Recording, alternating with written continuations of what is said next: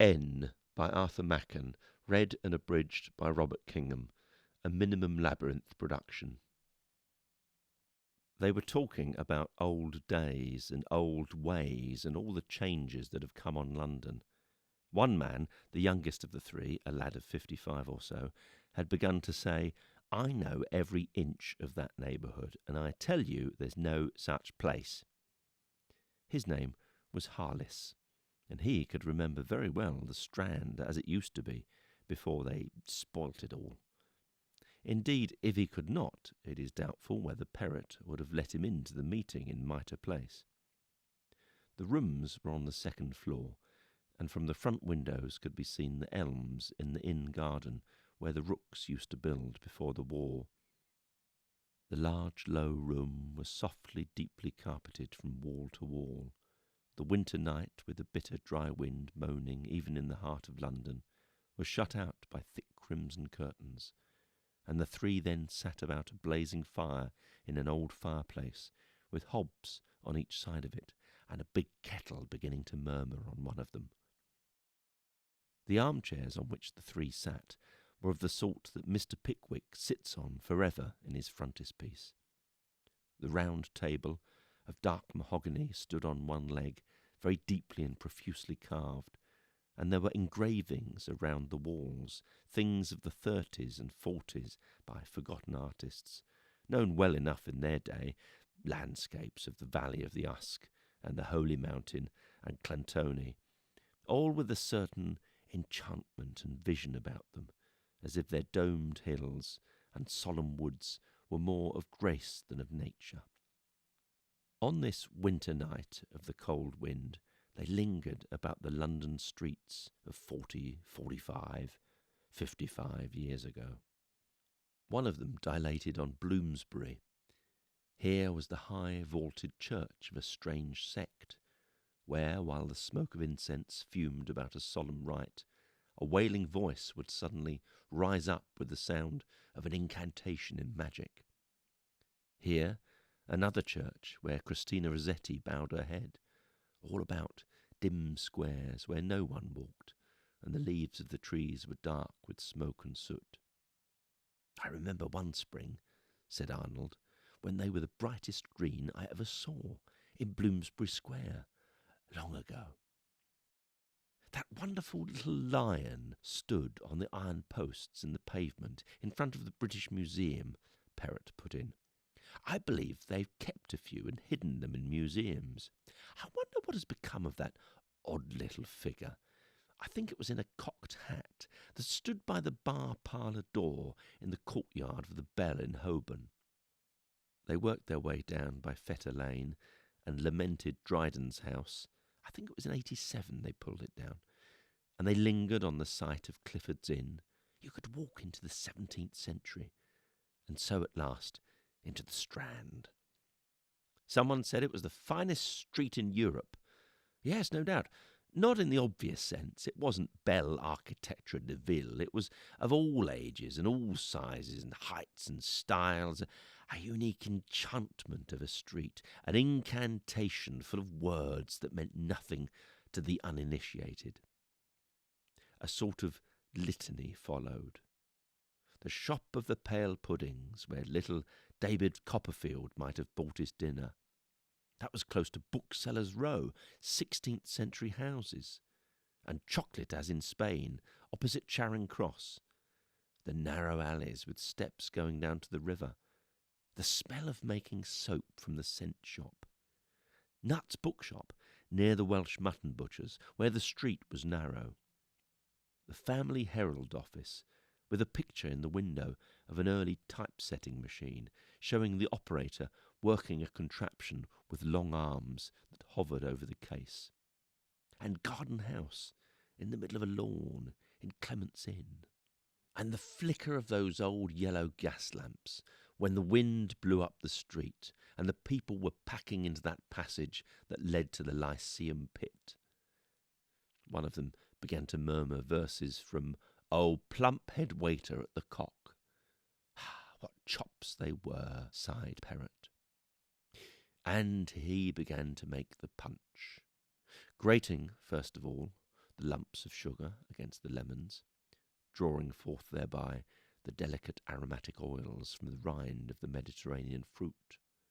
Matters were brought forth from cupboards at the dark end of the room, rum from the Jamaica coffee house in the city, spices in blue china boxes, one or two old bottles containing secret essences. The kettle boiled, the ingredients were dusted in and poured into the red-brown jar, which was then muffled and set to digest on the hearth in the heat of the fire. "Misce fiat mistura," said Harless. "Mix, and let a mixture be made." "Very well," answered Arnold, "but remember that all the true matters of the work are invisible." Nobody minded him or his alchemy, and after a due interval the glasses were held over the fragrant steam of the jar and then filled. The three sat around the fire, drinking and sipping with grateful hearts. The glasses in question held no great quantity of the hot liquor. Therefore, nothing injurious to the clearness of those old heads is to be inferred, when it is said that between the third and fourth filling the talk drew away from central London and the lost beloved Strand, and began to go farther afield into stranger, less known territories. Perrott began it by tracing a curious passage he had once made northward, dodging by the Globe and the Olympic theatres into the dark labyrinth of Clare Market, under arches and by alleys, till he came into Great Queen Street, near the Freemasons' Tavern and Inigo Jones's Red Pilasters. Another took up the tale, and drifting into Holborn by Whetstone's Park, and going astray a little to visit Kingsgate Street, just like Fizz's plate, a mean, low, deplorable, but I wish they hadn't pulled it down. Finally reached Theobald's Road. There they delayed a little to consider curiously decorated leaden water cisterns, and also to speculate on the legend that an ancient galleried inn, now used as a warehouse, had survived till quite lately at the back of Tibble's Road. And thence northward and eastward up the Gray's Inn Road, crossing the King's Cross Road, and going up the hill. "And here," said Arnold, "we begin to touch on the conjectured. We have left the known world behind us." Harless said he had been brought up in North London, but much farther north, Stoke Newington way. "I once knew a man," said Perrott, "who knew all about Stoke Newington. He was a Poe enthusiast, and he wanted to find out whether the school where Poe boarded when he was a little boy was still standing.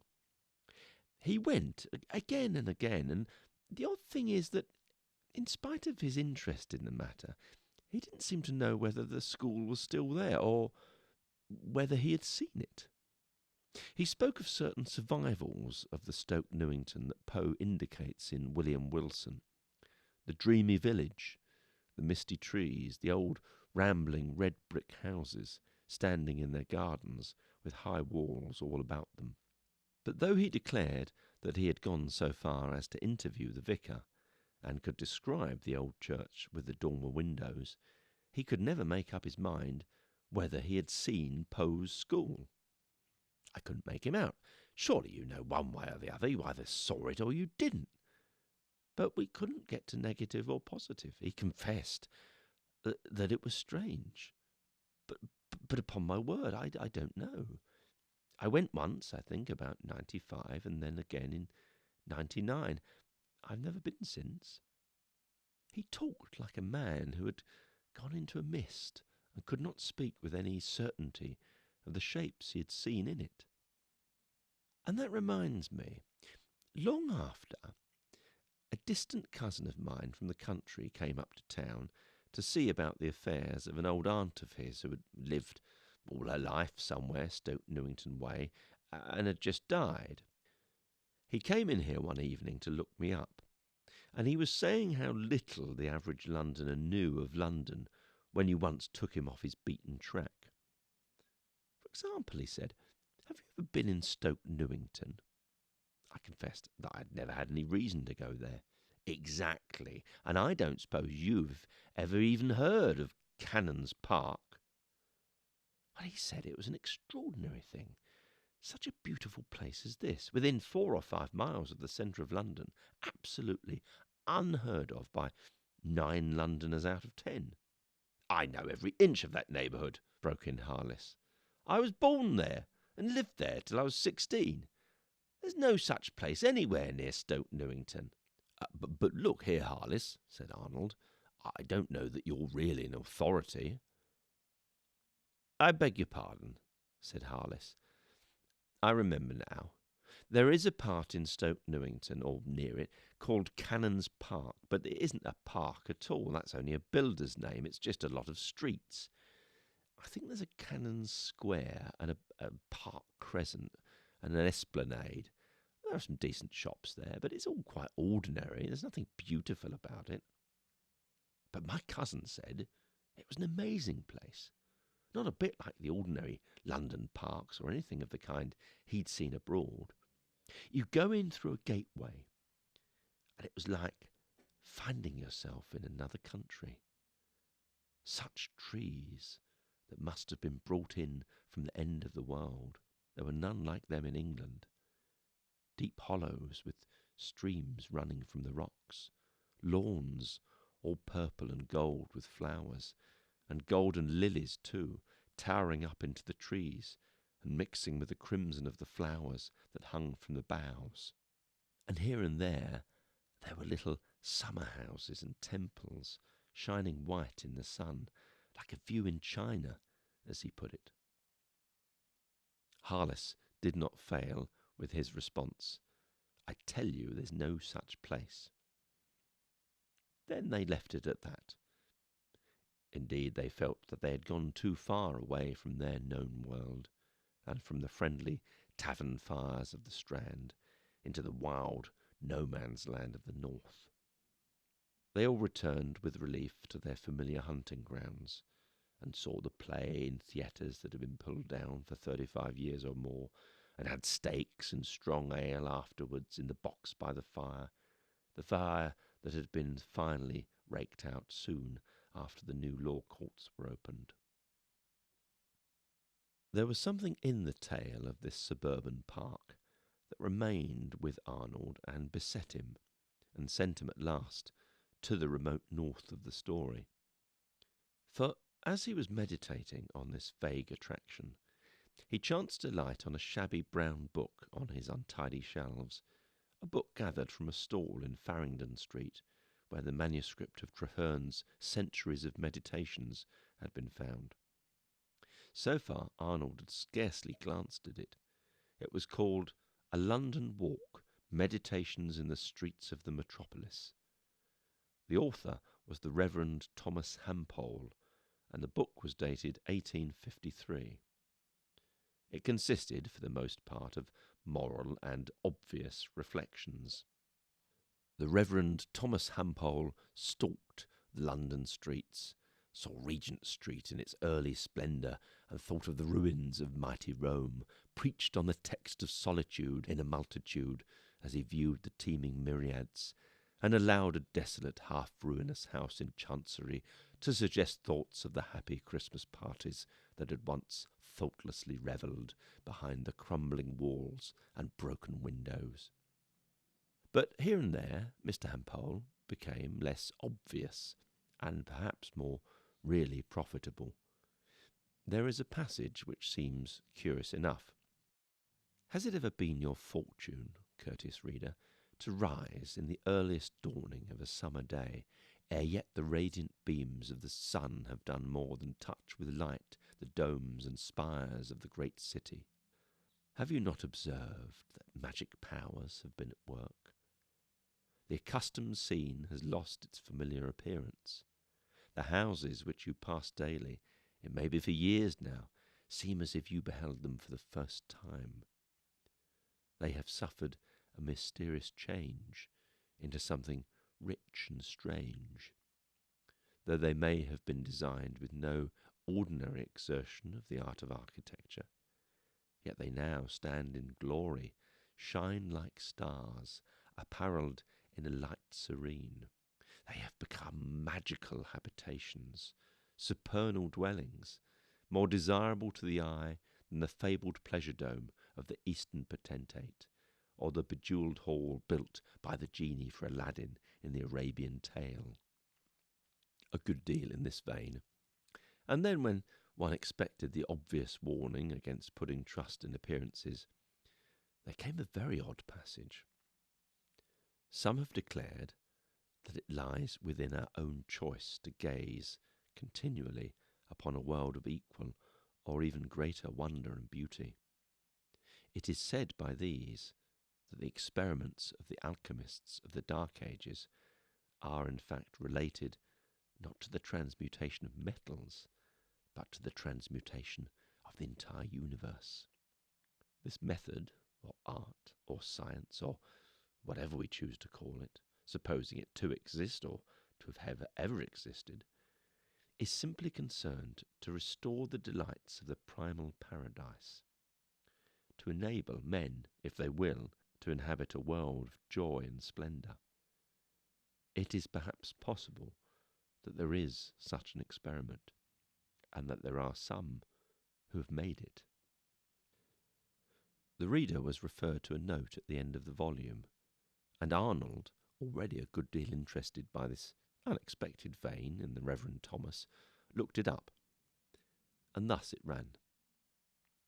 I am aware that these speculations may strike the reader as both singular and chimerical, and indeed I am far from advising anyone to engage in the doubtful and difficult experiment which they adumbrate. Still, we are bidden to be seekers of the truth, veritas contra mundum. An experience befell me in the early days of my ministry. Soon after the termination of my first curacy, after I had been admitted to priest's orders, I spent some months in London, living with relations in Kensington. A college friend of mine, the Reverend Mr. S., was a curate in a suburb in the north of London, S.N. I called at his lodgings at his invitation. I found S. in a state of some perturbation. He was threatened, it seemed, with an affection of the lungs, and his medical adviser was insistent that he should leave London for a while and spend the 4 months of the winter in the more genial climate of Devonshire. S. was very willing to act on this advice, but did not wish to resign his curacy, in which he was both happy and, he trusted, useful. I at once proffered my services. If his vicar approved, I should be happy to do his duty till the end of the ensuing March, or even later. S. was overjoyed. He took me at once to see the vicar. The fitting inquiries were made, and I entered on my temporary duties in the course of a fortnight. It was during this brief ministry in the environs of London that I became acquainted with a very singular person, whom I shall call Glanville. He was a regular attendant at our services, and in the course of my duty I called on him, and expressed my gratification at his evident attachment to the liturgy of the Church of England. He replied with due politeness, asked me to sit down and partake with him of the soothing cup. I discovered that he was conversant with the reveries of the German theosophist Bayman and the later works of his English disciple William Law, and he looked on these labyrinths of mystical theology with a friendly eye. His face was illuminated in a very impressive manner as he discussed the speculations which had evidently occupied his thoughts for many years. They were of an extremely fantastic, I would even say fabulous nature, but I confess that I listened with a considerable degree of interest, while making it evident that as a minister of the Church of England I was far from giving my free assent to the propositions. They were not manifestly opposed to orthodox belief, but they were assuredly strange, and as such to be received with salutary caution. Mr. Glanville often dwelt on a consequence, not generally acknowledged, of the fall of man. When man yielded to the mysterious temptation intimated by the figurative language of Holy Writ, the universe, originally fluid and the servant of his spirit, became solid and crashed down upon him, overwhelming him beneath its weight and its dead mass. That which we now regard as stubborn matter was, to use his singular phraseology, the heavenly chaos, a soft and ductile substance which could be moulded by the imagination of uncorrupted man into whatever forms he chose it to assume. Strange as it may seem, the wild inventions, as we consider them, of the Arabian tales give us some notion of the powers of the Homo protoplastus. The prosperous city becomes a lake. The carpet transports us in an instant of time, or rather without time, from one end of the earth to another. The palace rises at a word from nothingness. Magic, we call all this, while we deride the possibility of any such feats. But this magic of the East is but a confused and fragmentary recollection of operations which were of the first nature of man, and of the fiat which was then entrusted to him. The months went by in peaceful performance of pastoral duties. Early in March, a letter from Mr. S. informed me that he had greatly benefited by the air of Torquay, and that his medical adviser had assured him that he need no longer hesitate to resume his duties in London. Consequently, S. proposed to return at once, and after warmly expressed thanks for my extreme kindness, he announced his wish to perform his part in the church services on the following Sunday. Accordingly, I paid my final visits to those of the parishioners with whom I had more particularly associated, reserving my call on Mr. Glanville for the last day of my residence at S.N. He was sorry, I think, to hear of my impending departure, and told me that he would always recollect our conversational exchanges with much pleasure. I too am leaving S.N., he added. Early next week I sail for the East, where my stay may be prolonged for a considerable period. After mutual expressions of polite regret, I rose from my chair and was about to make my farewells, when I observed that Glanville was gazing at me with a fixed and singular regard. "One moment," he said, beckoning me to the window where he was standing. "I want to show you the view. I don't think you've seen it." The suggestion struck me as peculiar, to say the least. The streets of our London suburbs do not often offer a spectacle to engage the amateur of landscape and the picturesque. It struck me that his first-floor window might afford a distant view of St. Paul's Cathedral. I stepped to his side and waited for him to indicate the scene. His features still wore the odd expression which I have already remarked. "Now," said he, "look out and tell me what you see."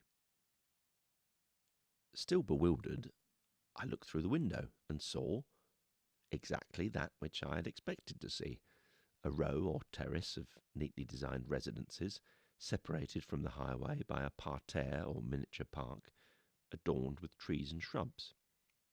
In the whole of the familiar spectacle, I saw nothing to warrant any particular attention, and I said as much to Glanville. By way of reply, he touched me lightly with his fingertips on the shoulder and said, "Look again." I did so. For a moment, my heart stood still, and I gasped for breath.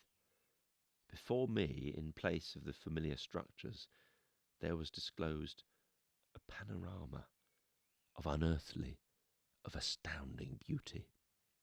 In deep dells, bowered by overhanging trees, there bloomed flowers such as only dreams can show, such deep purples that yet seemed to glow like precious stones with a hidden but ever-present radiance. Roses whose hues outshone any that had been seen in our gardens, tall lilies alive with light, and blossoms that were as beaten gold. I saw well-shaded walks that went down to green hollows bordered with thyme, and here and there the grassy eminence above and the bubbling well below were crowned with architecture of fantastic and unaccustomed beauty, which seemed to speak of fairyland itself. I might almost say that my soul was ravished by the spectacle displayed before me. I was possessed by a degree of rapture and delight such as I had never experienced. A sense of beatitude pervaded my whole being. My bliss was such as cannot be expressed by words. I uttered an inarticulate cry of joy and wonder, and then a swift revulsion of terror, which even now I cannot explain. I turned and rushed from the room and from the house without one word of comment or farewell to the extraordinary man who had done I knew not what. In great confusion of mind, I made my way into the street. Needless to say, no trace of the phantasmagoria remained. The familiar street had resumed its usual aspect. The terrace stood, as I had always seen it, and the newer buildings beyond, where I had seen, oh, what dells of delight, what blossoms of glory, stood as before, in their neat, though unostentatious order. Where I had seen valleys embowered in green leafage, waving gently in the sunshine and the summer breeze, there were now boughs bare and black, scarce showing so much as a single bud. The season was early in March, and a black frost still constrained the earth and its vegetation. I walked hurriedly away to my lodgings, some distance from Glanville. I was sincerely glad to think that I was leaving the neighbourhood on the following day. I have never revisited S.N. It is now some 15 years since this most strange experience befell me, and during that period I have heard nothing of Glanville. Whether he is still alive in the distant Orient, or whether he is dead, I am completely ignorant. Arnold felt sure there was a link between Mr. Hampole's odd story, more than odd, he meditated, and the experience of Perrott's cousin, the wheat breeder from the West Country. He made his way to Stoke Newington, and strolled up and down it, looking about him with an inquisitive eye. He found Cannon's Park, or what remained of it, without any trouble. It was pretty well as Harless had described it, a neighbourhood laid out in the 20s or 30s of the last century, for city men of comfortable down to tolerable incomes. Some of these houses remained, and there was an attractive row of old-fashioned shops still surviving. Again, in one place there was the modest cot of late Georgian or early Victorian design, with its trellised porch of faded blue-green paint, its patterned iron balcony, not displeasing, its little garden in the front and its walled garden at the back, a small coach-house, a small stable. In another, something more exuberant and on a much larger scale, ambitious pilasters and stucco, broad lawns and sweeping drives, towering shrubs and grass in the back premises. But on all the territory, modernism had delivered its assault. The big houses remaining had been made into maisonettes. The small ones were down at heel, no longer objects of love, and everywhere there were blocks of flats in wicked red brick. Opposite Cannon's Park, and occupying the site on which Mr. Glanville's house must have stood, was a technical college. Next to it, a school of economics. Both buildings curdled the blood. In their purpose and in their architecture, they looked as if Mr. H.G. Wells's bad dreams had come true. In none of this, whether moderately ancient or grossly modern, could Arnold see anything to suggest the wonderful vision which the clergyman thought he had seen from Glanville's window. He beat the coverts of Stoke Newington and dived into pubs of promising aspect, hoping to meet talkative old men who might remember their father's stories and repeat them. He found a few, for though London has always been a place of restless, migratory tribes and shifting populations, yet there remains in many places an old fixed element which can go back in memory, sometimes for 100, even 150 years. So, in a venerable tavern on the borders of Cannon's Park, he found an ancient circle that gathered nightly for an hour or two in a snug, if dingy parlour. They drank little, and that slowly, and went early home. They were small tradesmen of the neighbourhood, and talked their business and the changes they had seen, the curse of multiple shops, the poor stuff sold in them, and the cutting of prices and profits. Arnold edged into the conversation by degrees after one or two visits, and said that he thought of settling in the neighbourhood. It seemed quiet. Quiet? Well, it was once. Not much of that now in Stoke Newington. All pride and dress and bustle now, and the people that had the money and spent it, they're gone long ago. There were well-to-do people here? Asked Arnold, treading cautiously, feeling his way inch by inch. It was slow work. He said that he had heard that Cannon's Park was a quiet part, off the main track. Well, there's something in that. You don't get very much traffic there, it's true. No trams or buses or motor coaches. But they're pulling it all to pieces, building new blocks of flats every few months. Of course, that might suit your views. So you wouldn't recommend Cannon's Park as a desirable residence? Well, no, sir, not to a gentleman who wants quiet, I should not. You can't have quiet when a place is being pulled down about your ears, as you may say. It certainly was quiet enough in former days. Wouldn't you say so, Mr. Batts? Cannon's Park was quiet enough in our young days, wasn't it? It would have suited this gentleman then, I'm sure. Perhaps so, said Mr. Batts. Perhaps so, and perhaps not. There's quiet and quiet. And a certain stillness fell upon the little party of old men. They seemed to ruminate, to drink their beer in slower sips. There was always something about the place I didn't altogether like, said one of them at last. But I'm sure I don't know why. Wasn't there a tale of some murder there a long time ago? Or was it a man that killed himself and was buried at the crossroads by the green with a stake through his heart? I've heard my father say there was a lot of fever about there formerly. I think you're all wide of the mark, gentlemen, if you'll excuse my saying so. This from an elderly man in the corner who had said very little hitherto. I wouldn't say Cannon's Park had a bad name, far from it, but there certainly was something about it that many people didn't like, fought shy of, you may say. And it is my belief that it was all on account of the lunatic asylum that used to be there a while ago. A lunatic asylum was there? Well, I think I remember hearing something to that effect in my very young days. I know we boys used to be very shy of going through Cannon's Park after dark. My father used to send me on errands that way now and again, and I always got another boy to come along with me if I could. But I don't remember that we were particularly afraid of the lunatics either. In fact, I hardly know what we were afraid of, now I come to think of it. Well, Mr. Reynolds, it's a long time ago. But I do think it was that madhouse put people off Cannon's Park in the first place. You know where it was, don't you? I can't say that I do.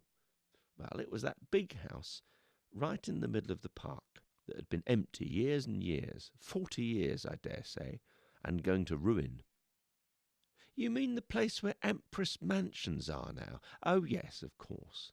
Why, they pulled it down more than 20 years ago, and then the land was lying idle all through the war and long after. Dismal-looking old place it was. I remember it well, the ivy growing over the chimney-pots, and the windows smashed, and to-let boards smothered in creepers. Was that house an asylum? That was the very house, sir. Himalaya House, it was called.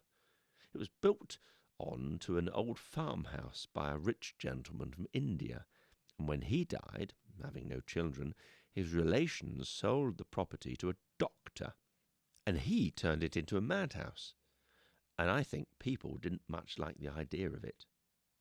You know, those places weren't so well looked after as they say they are now, and some very unpleasant stories got about. I'm not sure if the doctor didn't get mixed up in a lawsuit over a gentleman of good family, I believe, who had been shut up in Himalaya House by his relations for years, and as sensible as you or me all the time. And then there was that young fellow that managed to escape. Oh, that was a queer business, though there was no doubt that he was mad enough for anything. One of them got away, did he? Arnold inquired, wishing to break the silence that again fell on the circle. I don't know how he managed it, as they were said to be very strictly kept, but he contrived to climb out or creep out somehow or other one evening about tea-time, walked as quietly as you please up the road, and took lodgings close by here in that row of old red brick houses that stood where the technical college is now. I remember well hearing Mrs. Wilson, that kept the lodgings, she lived to be a very old woman, telling my mother that she never saw a nicer-looking, better-spoken young man than this Mr. Valiance, I think he called himself. Not his real name, of course. He told her a proper story about coming from Norwich and having to be very quiet on account of his studies and all that. He had his carpet bag in his hand and said the heavy luggage was coming later, and paid a fortnight in advance, quite regular. Of course, the doctor's men were after him directly and making inquiries in all directions, but Mrs. Wilson never thought for a moment that this quiet young lodger of hers was the missing madman. Not for some time, that is. Arnold took advantage of a rhetorical pause in the story. He leaned forward to the landlord, who was leaning over the bar and listening like the rest. Presently, orders round were solicited, and each of the circle voted for a small drop of gin, feeling mild or even bitter to be inadequate to the crisis of such a tale. And then, with courteous expressions, they drank the health of our friend sitting by our friend Mr. Reynolds. And one of them said, "So she found out, did she?" I believe that it was a week or thereabouts before Mrs. Wilson saw there was something wrong.